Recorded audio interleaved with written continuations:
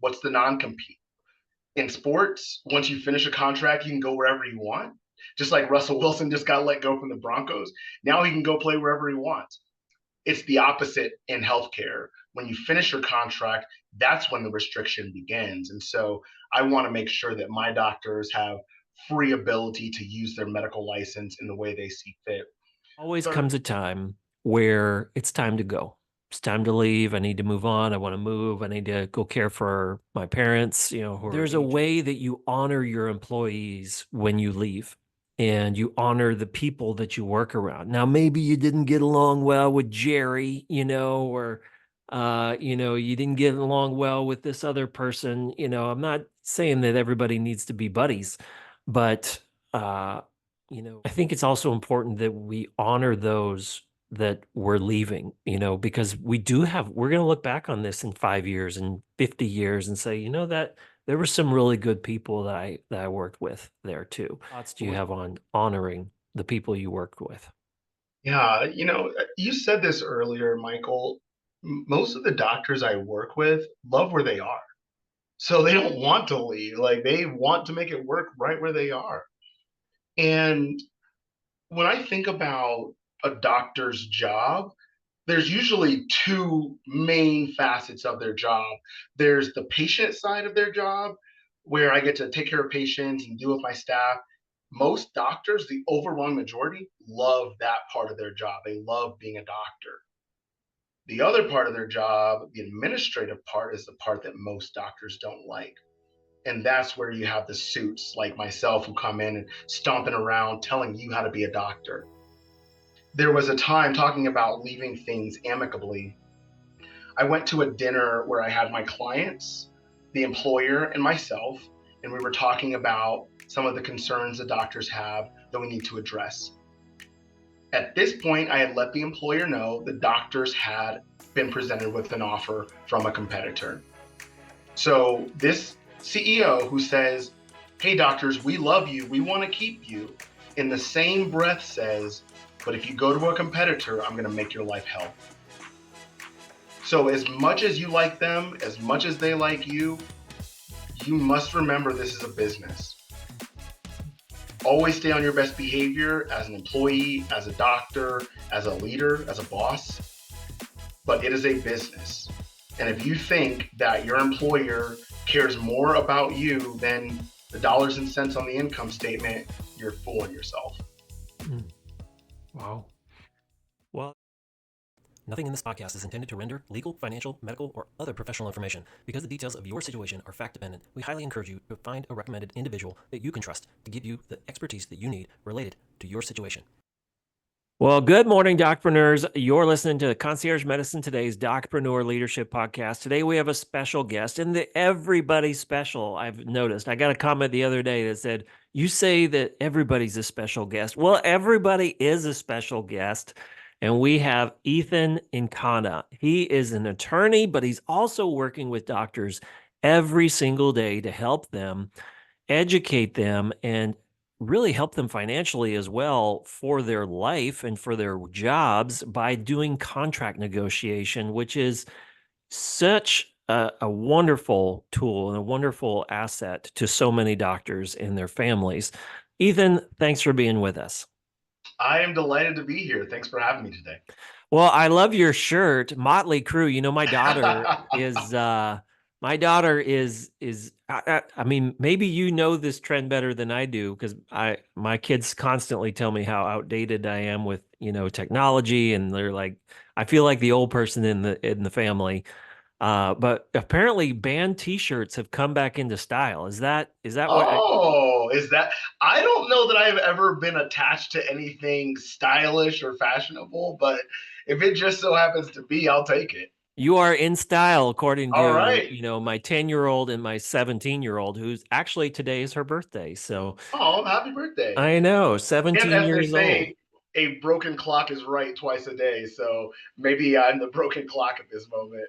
Well, I've been on the hunt for more and more band T-shirts, and apparently that's a thing. So, yeah, we're introducing my daughter to all kinds of different bands. I think I was like, I was like, oh, that was the song in Armageddon years ago in the 90s or early 2000s, right? And I was like, I didn't know the Beatles sang that song. And so I'm getting cultured as well related to different bands. And I've never known my father-in-law.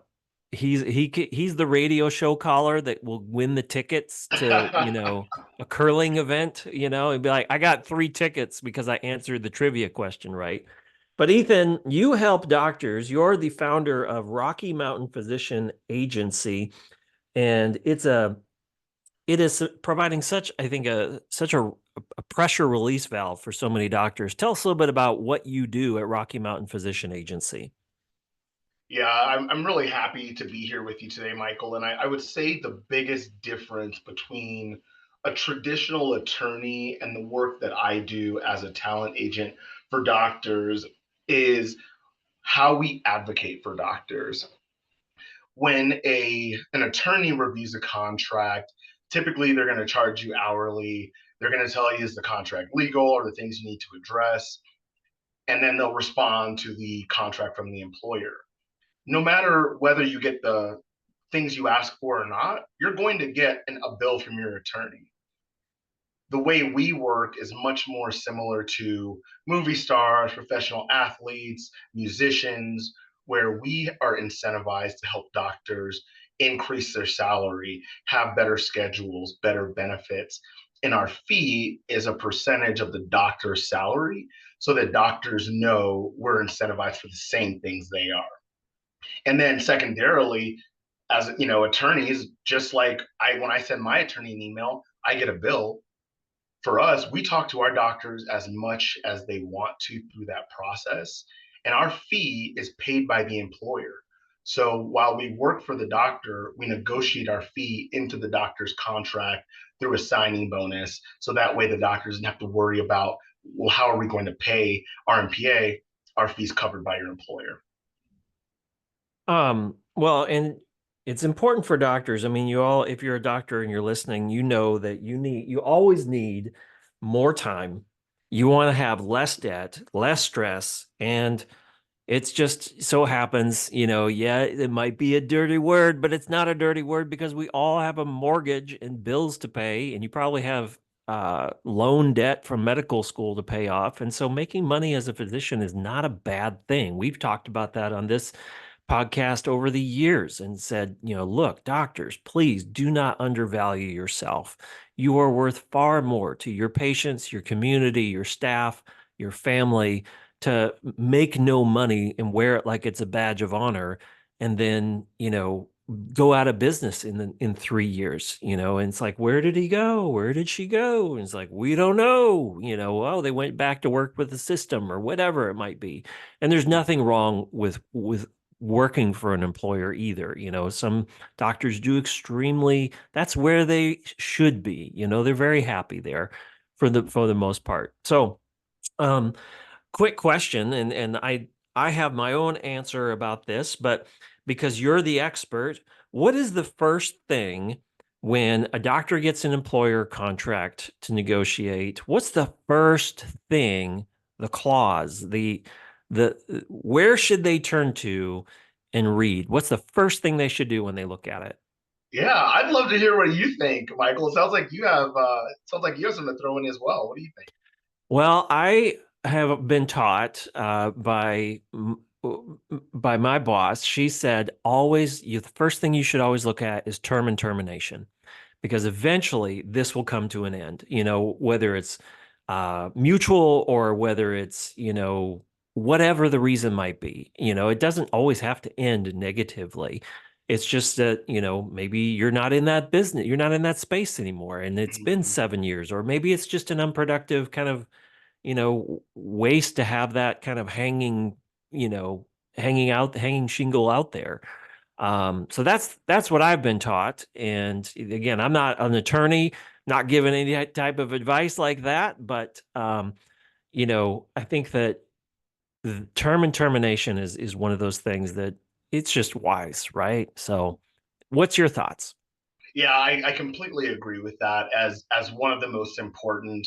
The way that I educate doctors when we're talking to residents, fellows, or even experienced doctors and physician associations is I tell them I have the big five. So if you gave me 30 minutes to look at a contract, my eyes are going to go to five provisions. And one is exactly what you just said, Michael, which is the term and termination. Extremely important to know how long does the contract last and how do you get out of the contract. Mm-hmm. Typically, there's going to be like a with and without cause termination, so you need to figure that out. The other four things I'm going to look at is your base salary. So, what is your guarantee? Similar when you talk about sports athletes, you often hear what is their guaranteed compensation versus their bonuses. Secondarily, I want to know what's the non-compete. In sports, once you finish a contract, you can go wherever you want. Just like Russell Wilson just got let go from the Broncos. Now he can go play wherever he wants.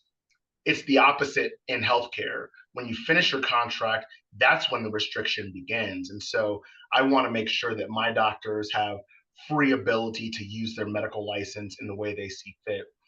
Third, I'm going to go to bonus compensation, signing bonus, quality bonus, any type of call shift bonus. And then lastly, education loan debt assistance. So, what money is your employer directly contributing towards your student loan debt, which is probably six figures for a lot of the doctors listening? Mm. Well, it seems, the more doctors that you and I bump into and that have come from this world, right? They've come from a hospital, they've come from a group practice, and it seems like they all have the story of the non-compete. And they're like, I want to do private practice now, and I'm not allowed to do a lot of things. And so your wisdom there of the restrictions happen once it's over, the relationship is over, really comes in. There's no easy way, and I'm sure, I want you to riff on this a little bit. How do doctors approach the non-compete? Is that negotiable? And once it's over, how do you navigate that? Is it possible to make it easier on yourself when this ends? Uh, you know, again, it doesn't life happens. Maybe you want to have a kid or you want to move to a new place, or you just want to move to a new home and it gets more convenient for location, and you got offered a better job. So it doesn't always have to end negatively, but these restrictions, like you said, happen afterwards. How do they navigate those? Non competes are similar to turbulence in an airplane. If you and your family were planning this vacation that you've been thinking about for years, and you knew there was going to be turbulence on the ride, you would still take the ride knowing that the destination is worth the turbulence along the way, right? And turbulence doesn't increase the chances of the plane crashing. It's just part of the natural course of a flight. Non competes are the same way. Non competes are like turbulence on an airplane or a speed bump in the road. But when I worked in hospitals, which I did for 15 years as an executive, I used a non compete to scare doctors into staying right where they are. Mhm. And if doctors call an attorney and say, how do I get out of my non compete?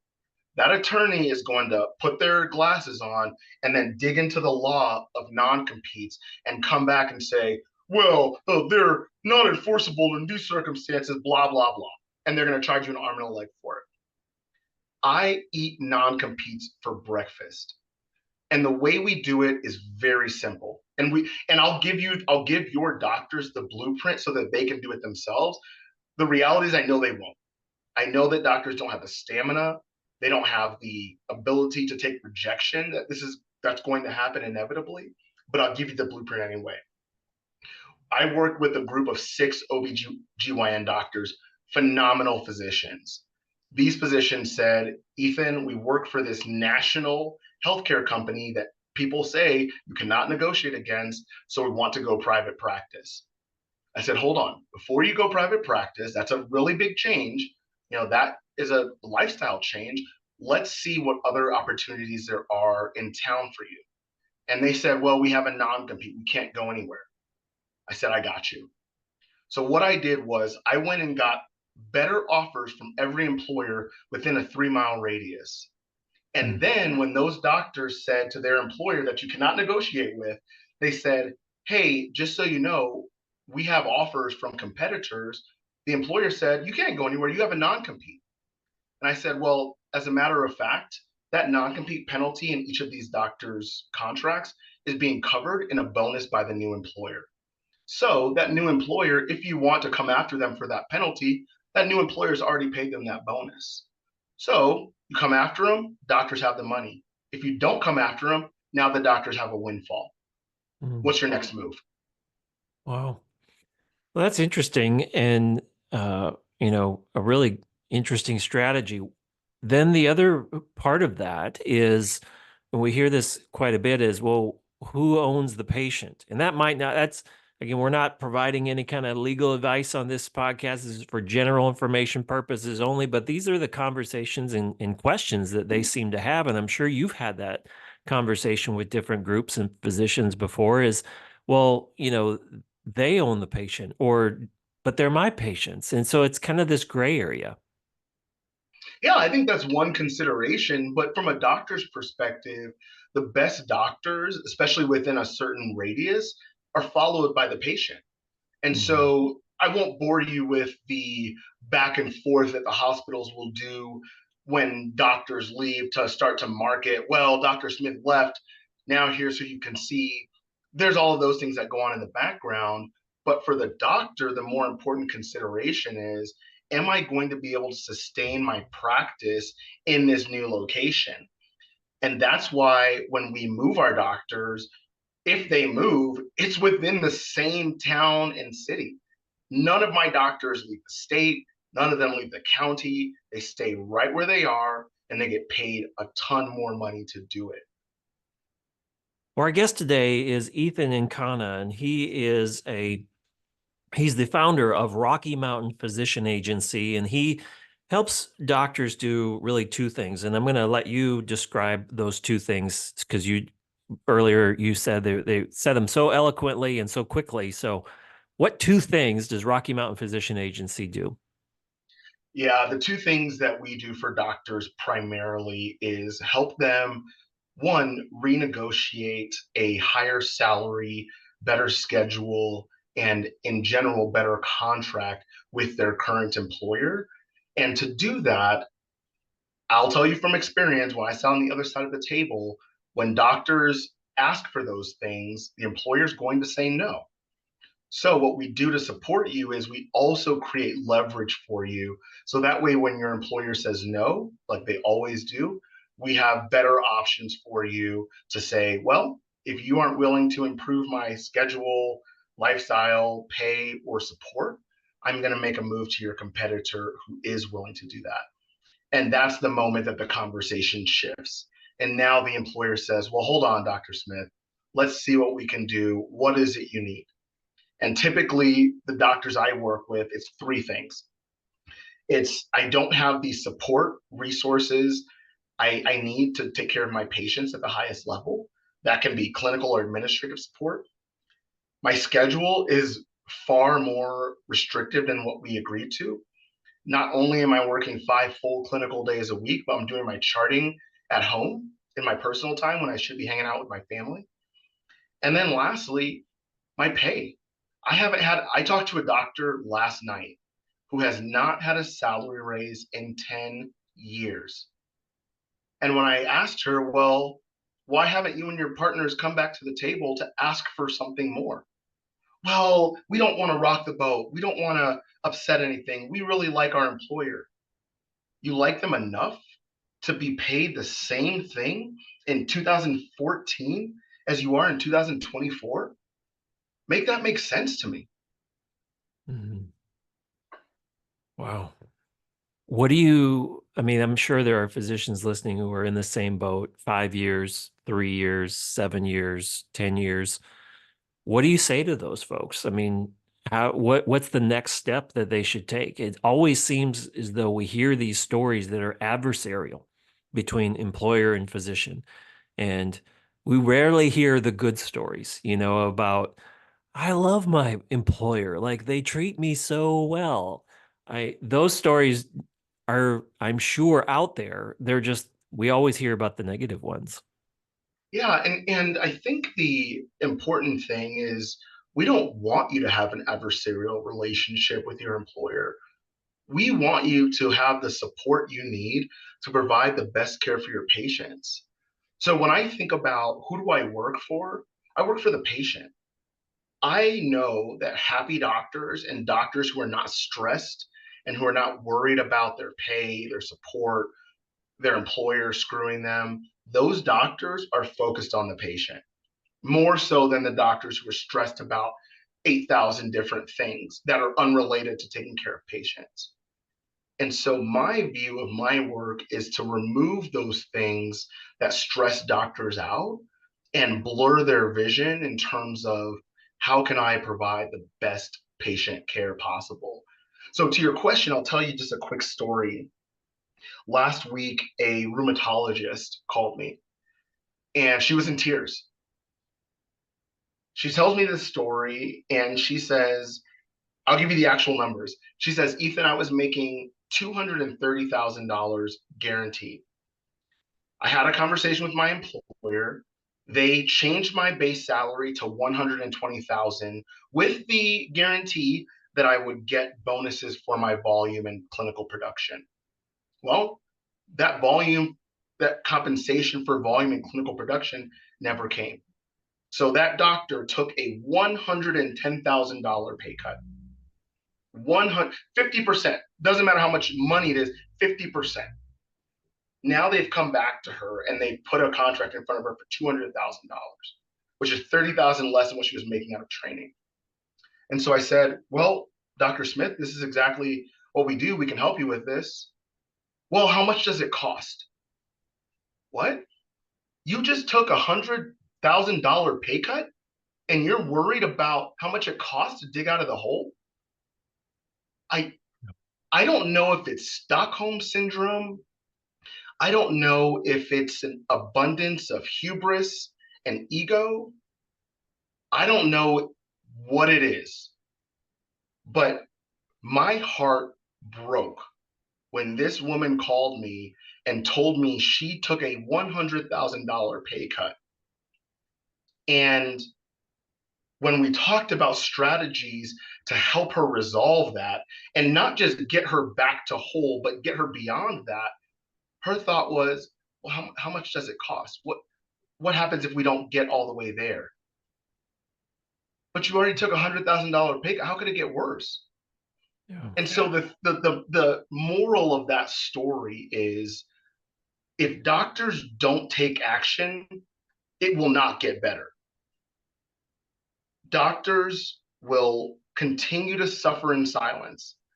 This doctor did far more than many do when she called me and said, Ethan, I'm struggling. But how many doctors are suffering in silence?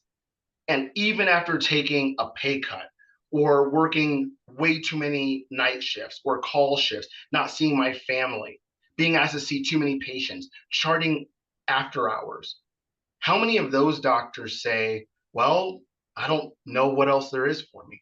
Maybe there's nothing better. And ultimately, the patient suffers.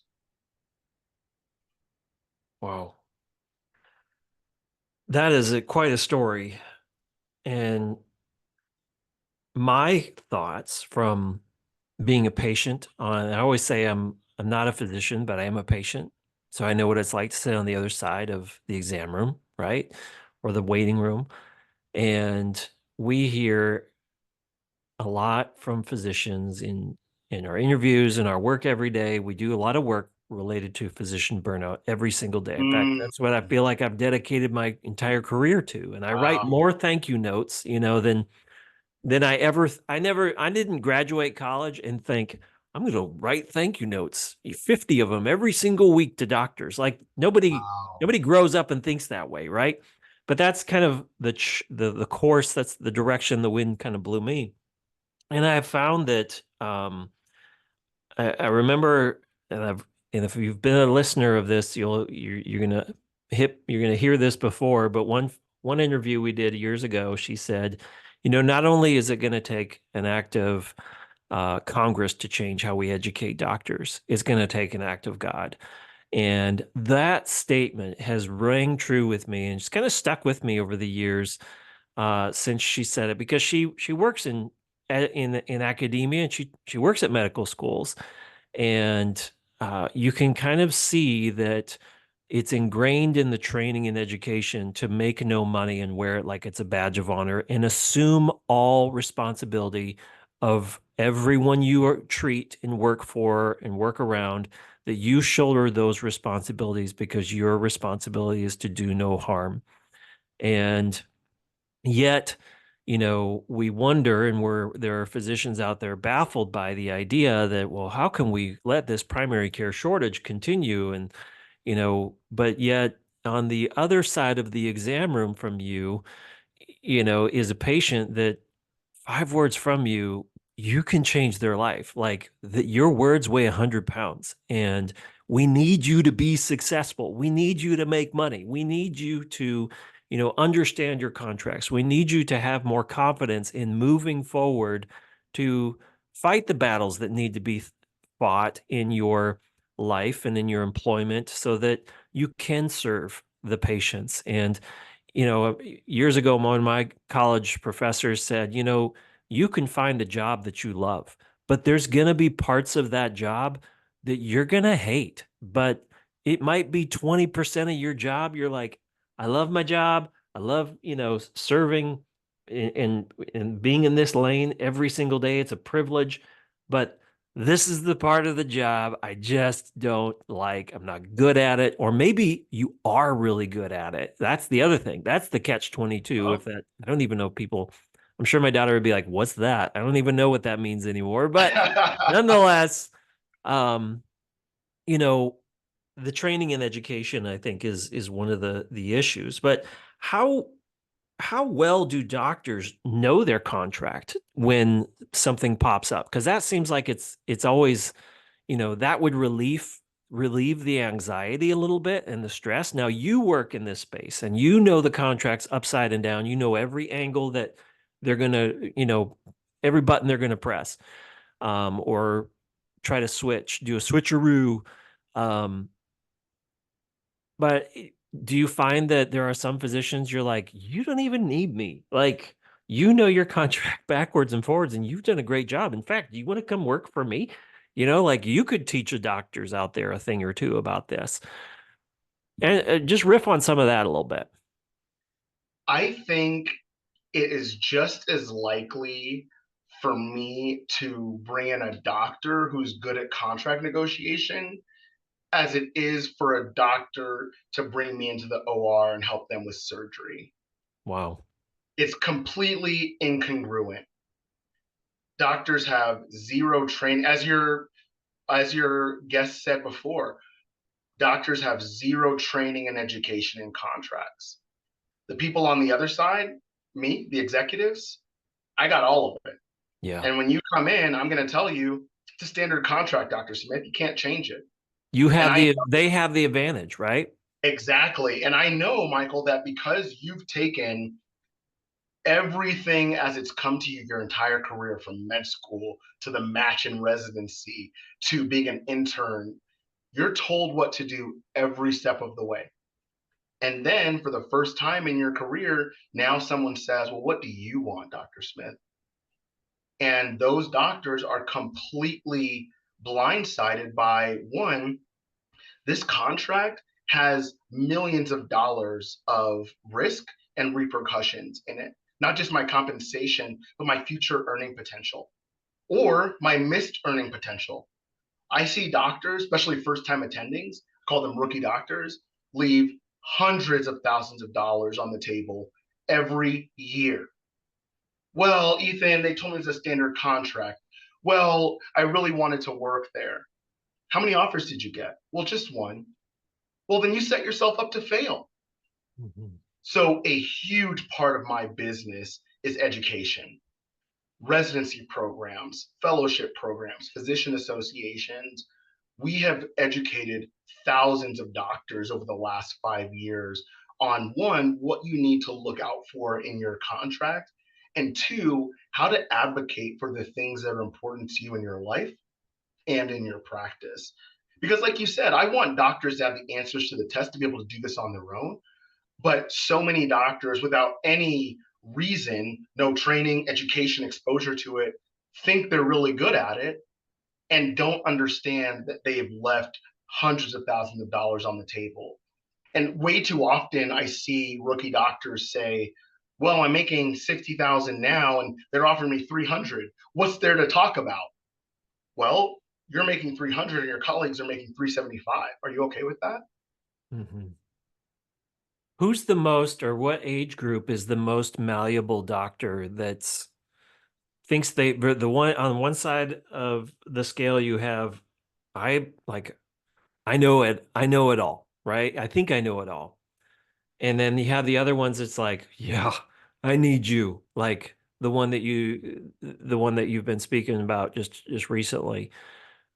Because there's so many diverse physician emotions that go into this, and egos.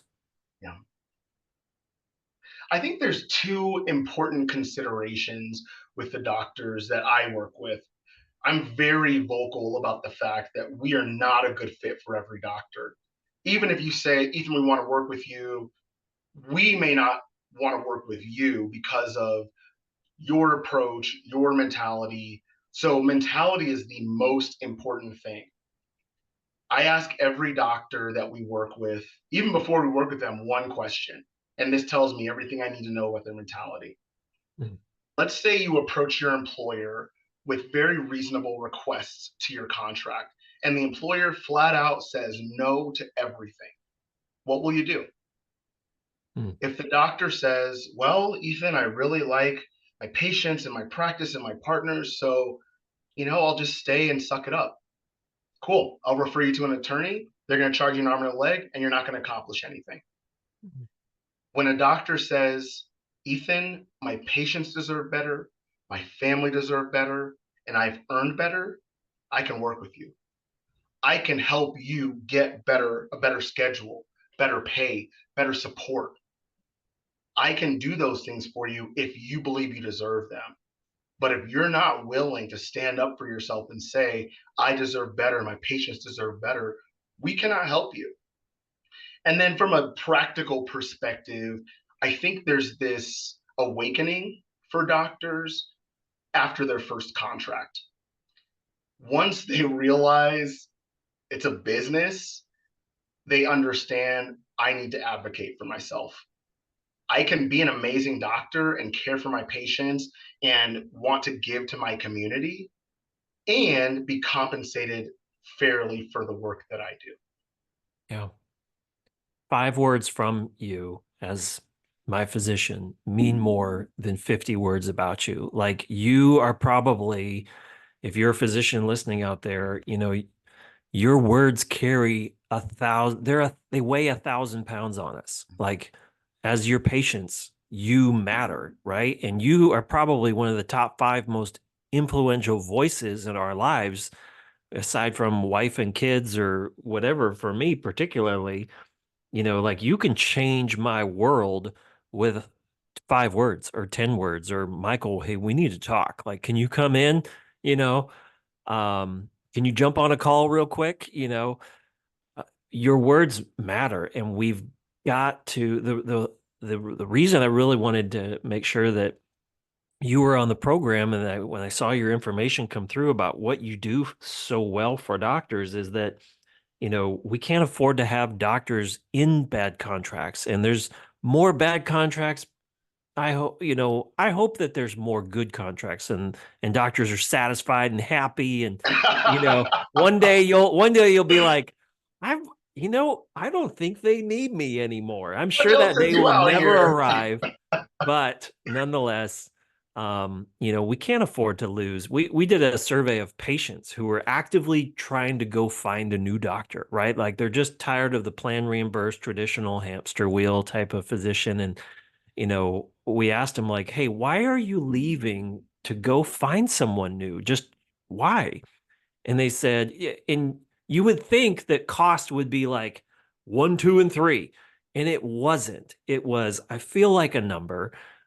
He or she spends less than 10, 15 minutes with me. And I feel processed. I just feel like I don't have a relationship with this group, with this practice, with this doctor.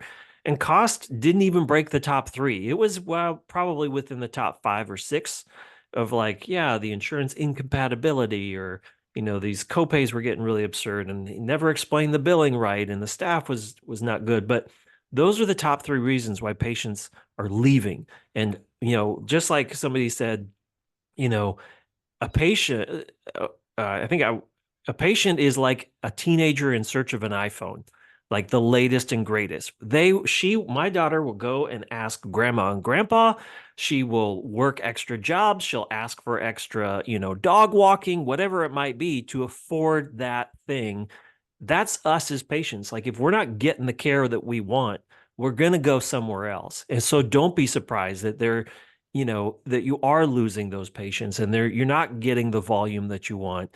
So rise up, do something about it, and don't be adversarial about it, I hope. But contact folks like Ethan, and work with them to take the stress off of yourself, to understand what your contract says and what you can do, what flexibility you do have in it. And then what are the restrictions afterwards? Like, because maybe you don't want to live in this community or this town forever. You want to move to where your parents are. So, anything you want to say on that before we move on to the next couple of questions?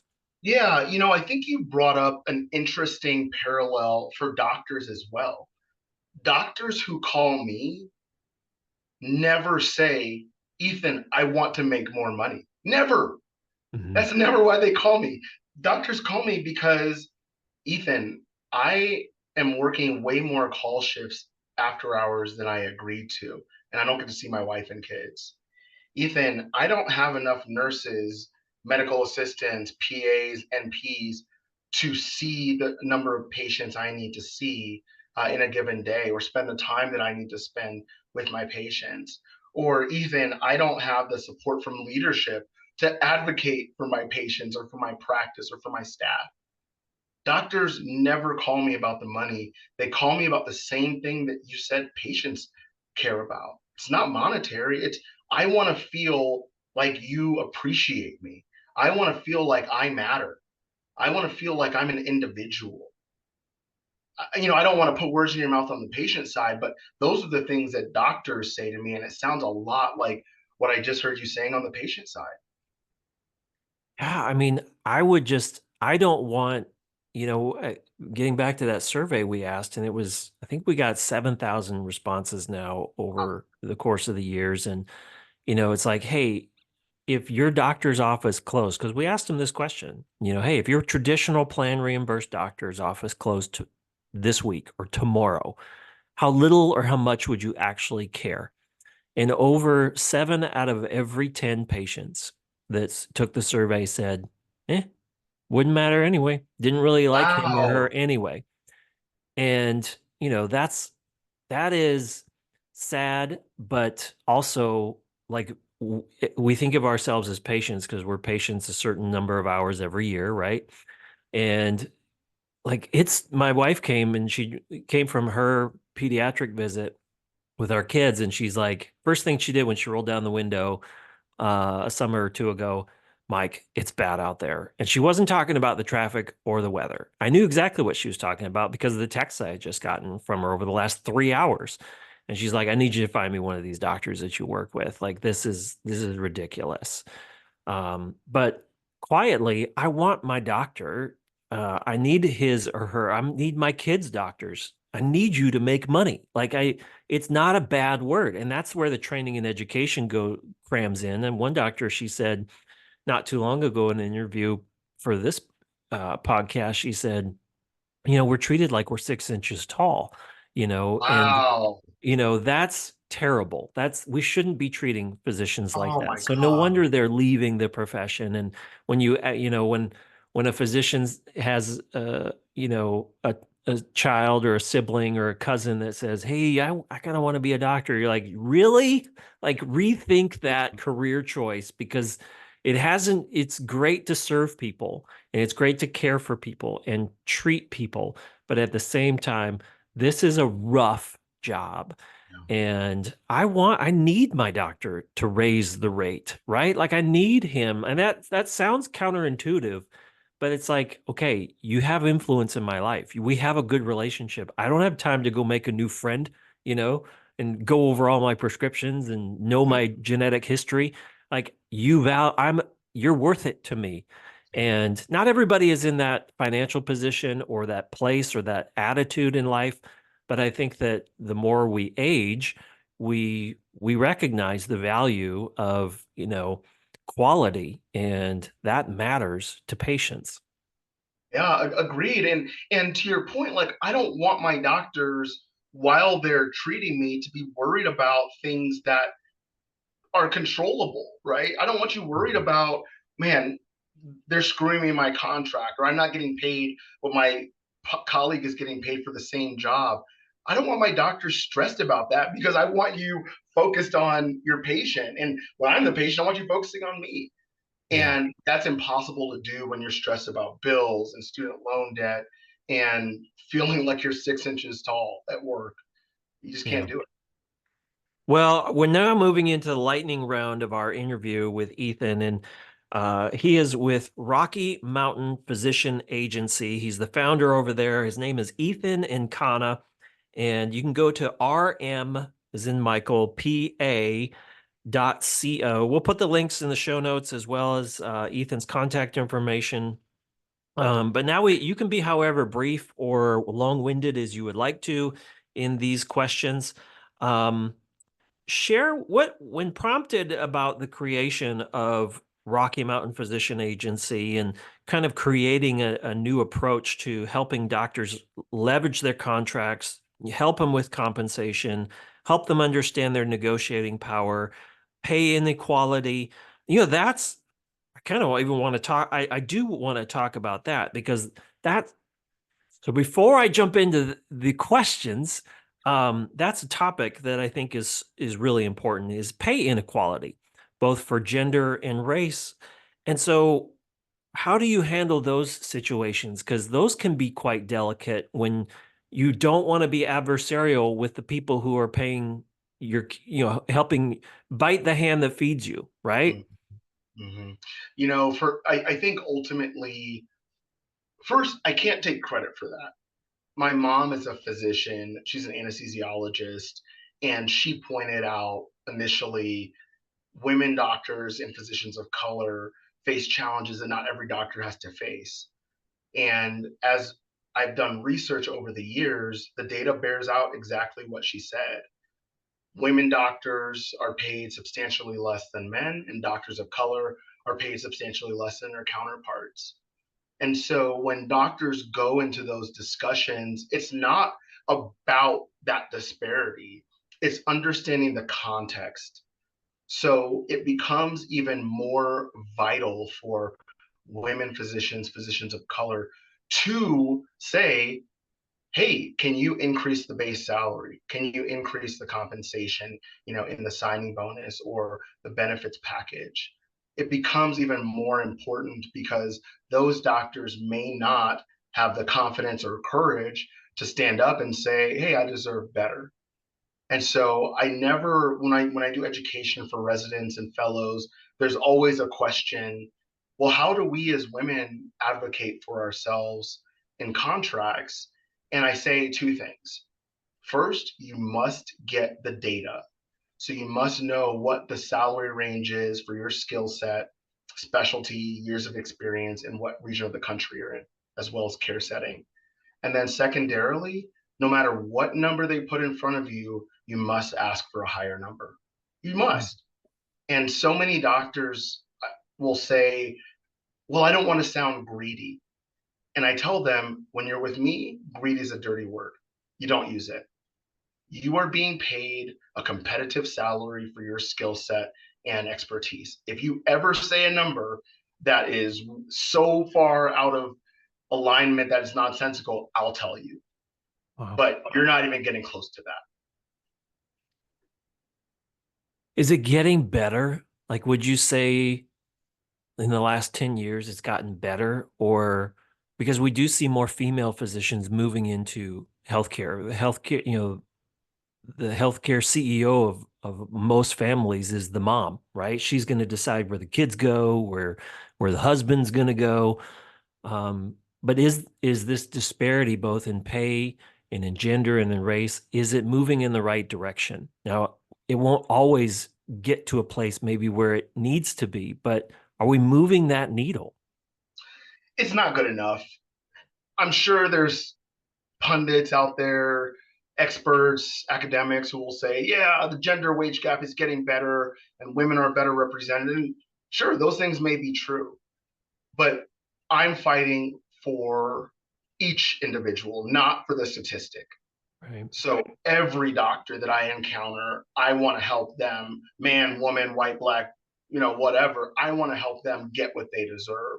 So to me, if it's getting better, that might indicate, oh, well, I don't need to work as hard. No, I want it to be equal. And so to me, better is equal. And I think there's some resources. Medscape is one of the primary ones that puts out data. There's data that will show how this changes over the years. And really what I focus on is helping doctors understand the context. Doesn't matter what the numbers are. You need to understand what the context is in which you're negotiating. And then I think lastly, the thing I would throw in is when doctors go into those discussions, like you said, it's not adversarial. It's really advocating for a fair and competitive compensation package for your skill set. So it's not about doctors negotiating against a wage gap or a gender gap or race gap or anything like that. It's about being paid competitively for your skill set, expertise, and where you are in the country. And so that's what we focus on. That's what I encourage doctors to focus on, as opposed to getting focused on like, well, men doctors make more than me. Well, that conversation is not going to go very well if you approach it that way. Well, our guest today is Ethan Nkana. He's the founder of Rocky Mountain Physician Agency. He helps doctors understand and leverage what they are really truly worth in their contract negotiations so that you can get more time with your patients, more time for the things in your life that you value, hopefully get out of debt, find less stress, and of course, I hope you have listened to this well enough today that knowing that, hey, you can make more money and wear that proudly too, because again, 5 words from you mean more than 50 words about you. And we can't afford to have you lose your practice to bad business or burnout and stress. And so, Ethan, you're providing such a wonderful service to physicians out there. We're moving into our lightning round. You can be however brief or long-winded as you would like to. So beyond financial considerations, why do doctors who are generally well compensated see the necessity for dedicated agents like yourself? Because doctors don't have the time, the training, or the tools to do what we do for them. So I tell doctors, you can do exactly what I do. You would just need to add 10 more hours in the day and then go to school to learn how to negotiate some of these things. So my view of it is time, tools, and training is what stops doctors from being able to do what we do at this level. Yeah, I mean, we can all fix the sink, but how many hours on YouTube are we going to have to spend in order to do it, right? There's so much value to what you're doing in a doctor's life and in their family. I mean, I can feel myself getting a little emotional about it just simply because like you're providing such a wonderful service that's helping not just that individual physician, but it's helping their families. And yeah, the fringe benefit is it also helps their patients too. And, I've only had, and I'm sure you can probably relate, but I've only had 2 physicians in my entire 20 plus years of working in concierge medicine. I've only had 2 ever start with the question of how much am I going to make? Like That's not the right type of attitude, to think about. Now, I get it. You have bills to pay. We all do. But nonetheless. All right. Our next question is quickly outline the strategy that fueled Rocky Mountain Physician Agency's impressive growth, achieving six-figure revenue in just 24 months. Relationships with financial advisors, relationships with med device reps.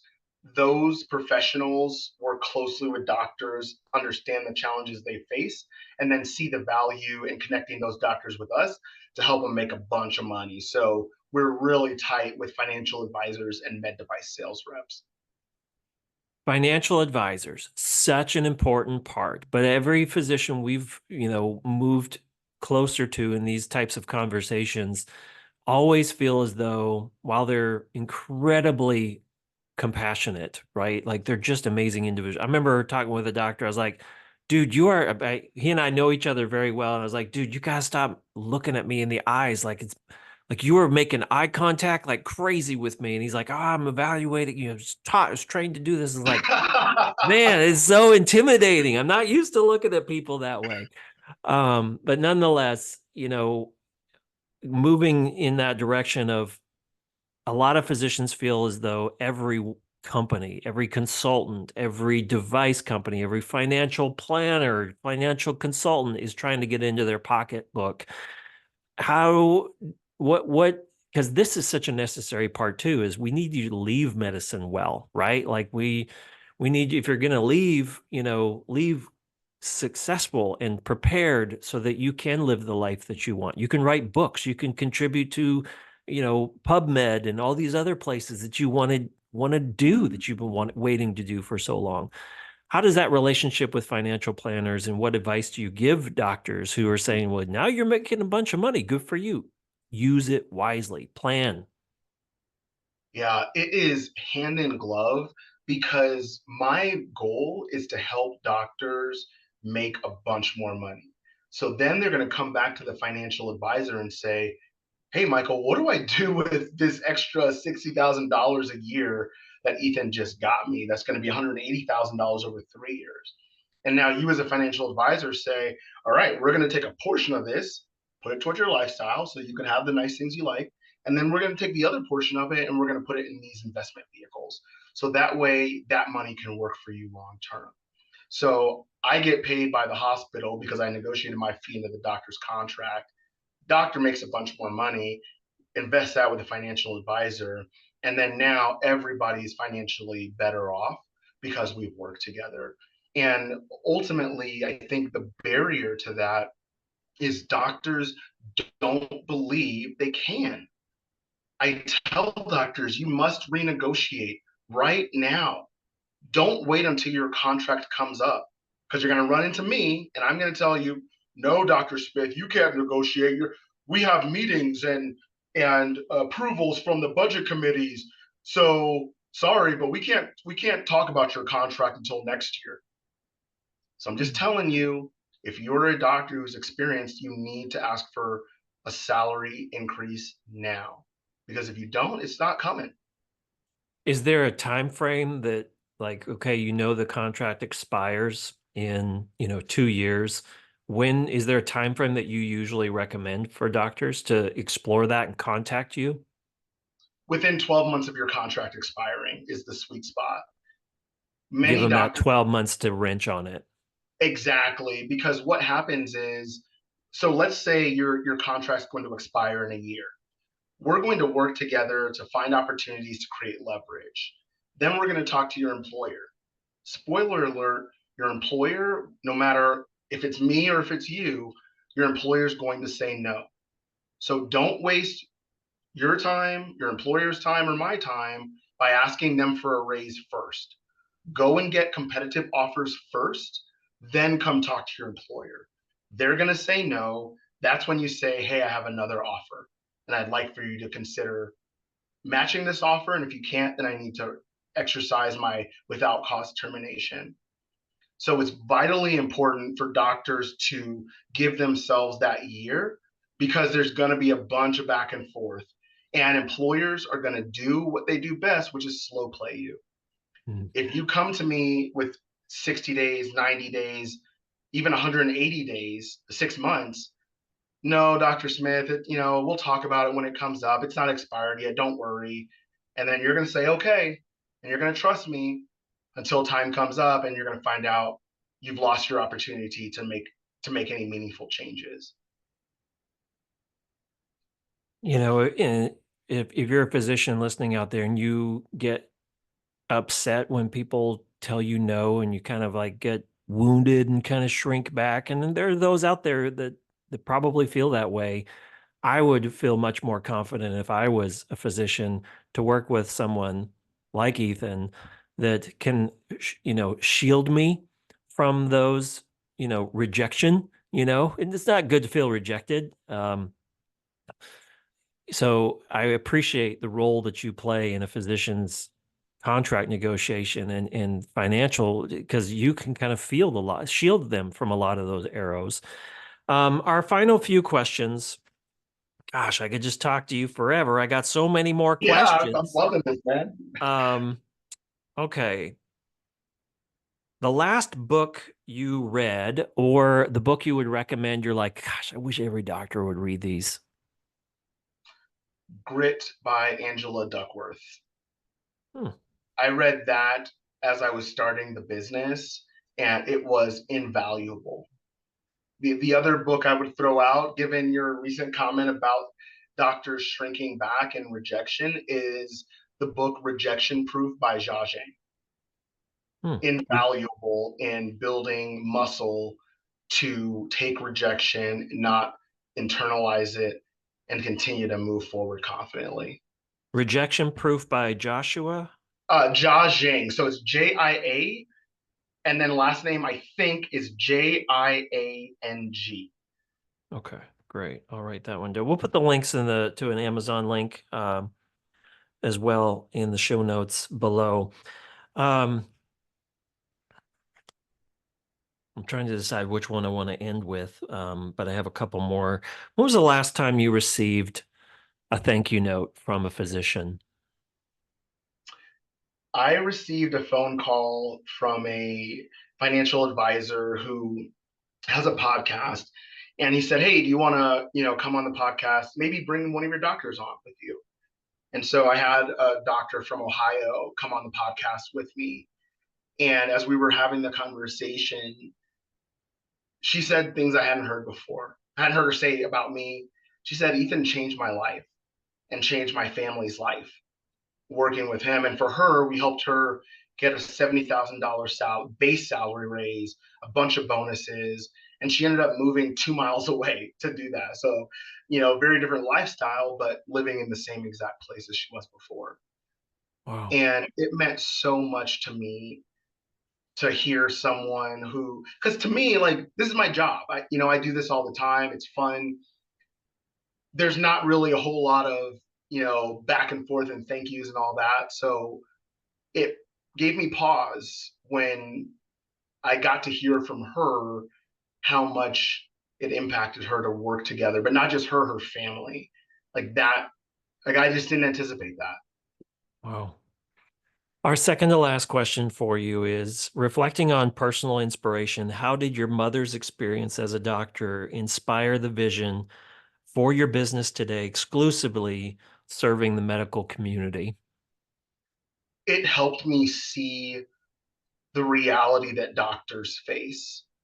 When I worked in hospitals, I thought doctors walked on water.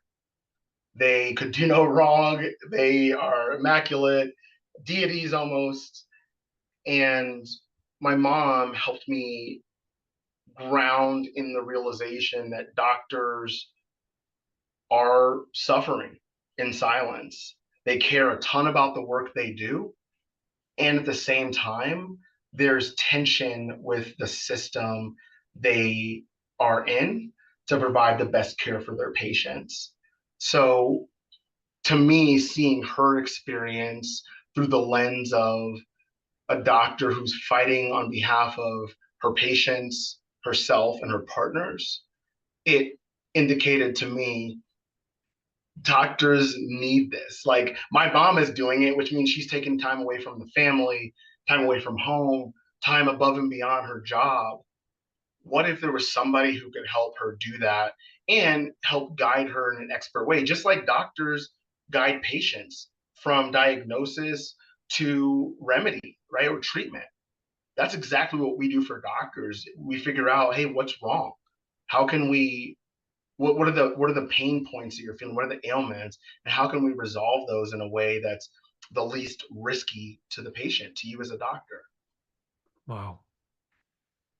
Our last question for Ethan, and Ethan is the founder of Rocky Mountain Physician Agency, I'm sorry, let me make sure I get that right. RMPA.co. That's RM as in Michael, PA.co. We'll put the links in how to contact Ethan in the show notes below. Our final question for you is something we ask of everyone who comes on, and I'm sure it's one of many things you could think of, but what do you want to be known for? I want to be known as the leading expert on all things physician contract and salary negotiation in the United States. I want doctors having agents to be just as common as athletes and musicians and actors having agents. Wow. I think that's a wonderful goal, and I hope that I think that's an achievable goal. I think that we all need those big goals in our life, and I think that is such a wonderful asset to have someone in our corner if you're a physician that's looking out for you, that's shielding you from those arrows. And again, they're not all arrows. Sometimes people are going to throw money at you, right? And you're like, you need somebody there to help you, collect what you might have left on the table or what you left on the ground, because you don't want to be taken advantage of. And as a patient, maybe as your next patient, your next patient coming in today, they need you to see your worth, and they need you to understand that you are worth something more than maybe what you're currently getting paid. And guess what? It's okay to ask for a raise. Like, it's okay. What's the worst that's going to happen? I mean, there are some bad things that probably could happen. Like, well, now we've created an adversary, in this. I'm sure they could see you that way, but probably more times than not, I'm sure Ethan would attest that probably more times than not that they're like, okay, you know what? Yeah, I get it. We can figure it out. It's not going to be easy. It might take a little while, but we can figure this out because your patients need you, your family needs you. And gosh, there's so much to that. Our guest today has been Ethan Nkana.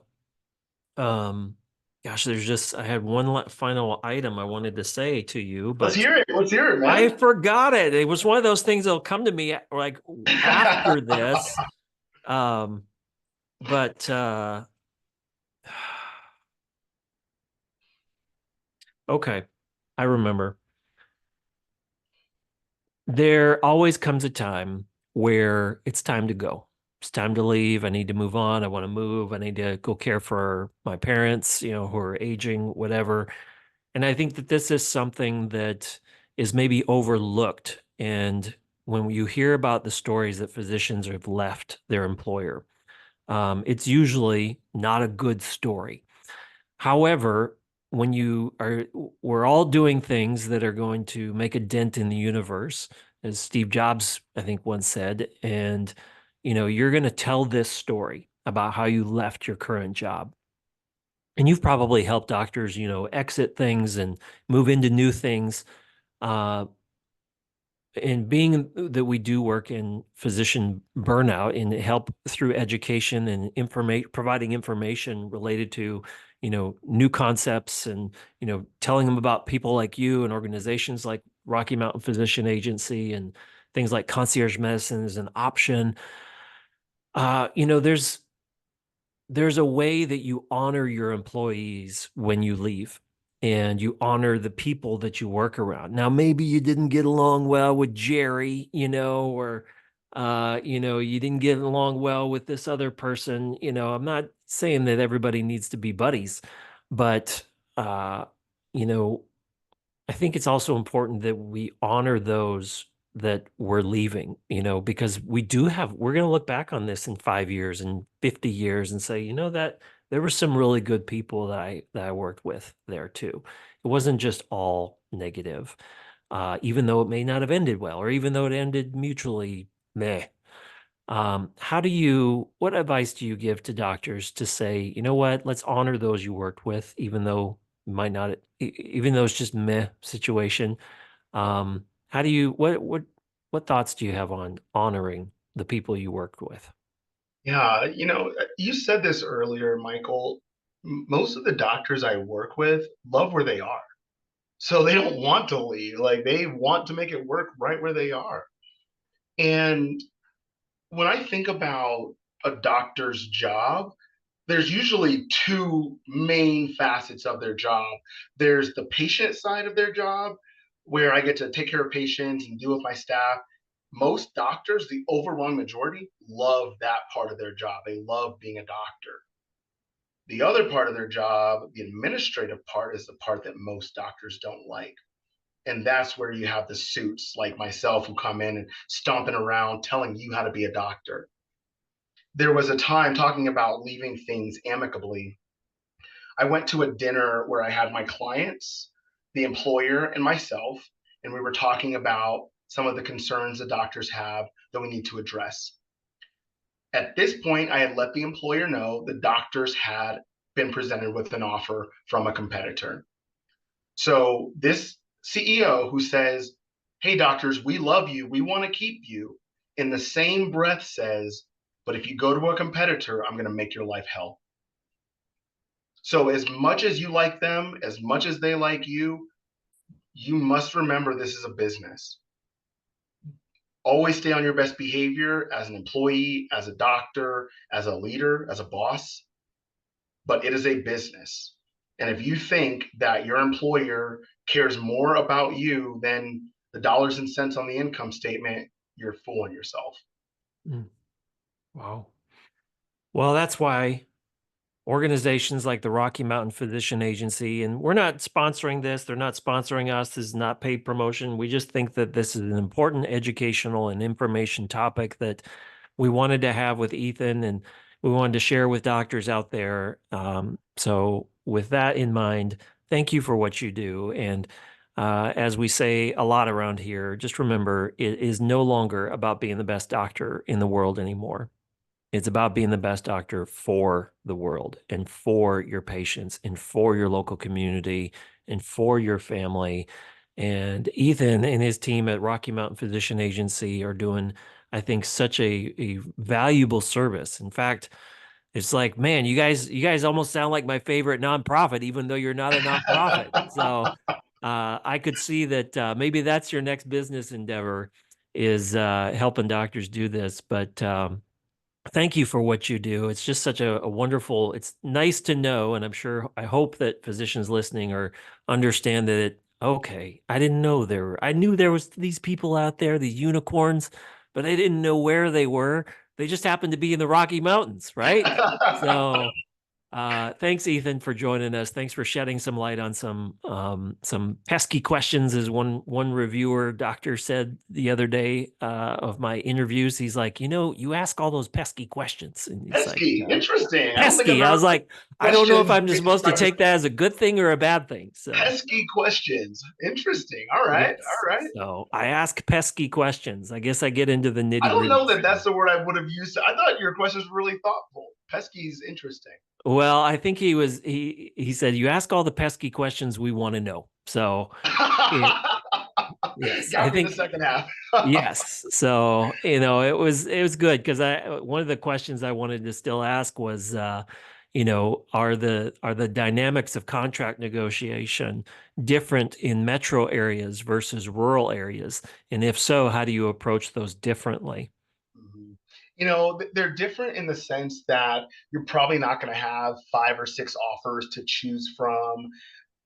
Doctors in metro areas tend to have specific expectations in terms of like complexity, how busy I want to be, versus in rural areas, you're now thinking about who's supporting me?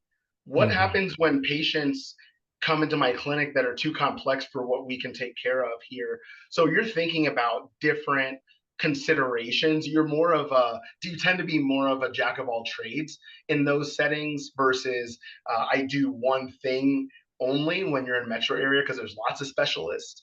And so I think you're thinking about and prioritizing different things. The doctors in those spaces tend to call me more, meaning like in rural locations, tend to call me more about support in their practice, PAs, NPs, MAs, as well as schedule. A doctor left my practice, now I got to take 30% more call, and they Mm. don't have a pool of locums to cover it. So Mm. things like that tend to burden doctors in rural a little more frequently than I hear in some of the metro areas. All those pesky little things you got to think about They're that pesky, I tell you. are so important. The details. I was reading a quote yesterday for a new book we're writing about, and he said, perfection and excellence is it's all about the details. It's you want to build a great house of excellence. It's all the little bricks and all the little details and the nails, and you got to have all those little tiny things that make up a big, big thing. So thanks, Ethan, for being our guest today. We'll have his contact information and how to connect with him and his team at Rocky Mountain Physician Agency, RM, as in Michael, PA.co. We'll put the links in the show notes below as well on contact information. Thanks so much for being our guest today, and we look forward to catching up again soon. Pleasure's been all mine, Michael. Thank you.